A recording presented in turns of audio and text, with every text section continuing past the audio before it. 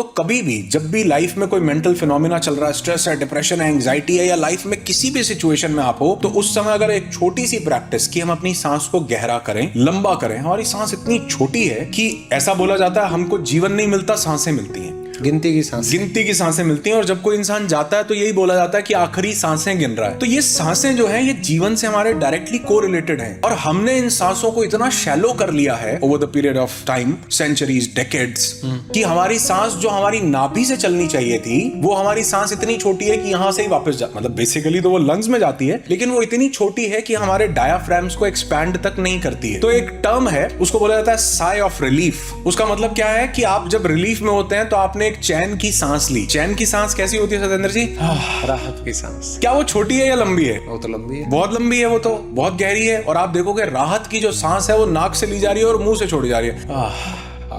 तो अगर हम राहत की सांस लेना शुरू कर दें, साई ऑफ रिलीफ लेना शुरू कर दें, तो हमारे मेंटल फिनोमिनास पे हम एक भयंकर इंपैक्ट देखेंगे जिनको हम सोच रहे हैं कि हम कंट्रोल ही नहीं कर पा रहे। लेकिन अगर कोई डीप ब्रीदिंग करता है सर, तो मैं कहता हूं कि जी आप अपने जीवन के लाखों रुपए बचा लोगे।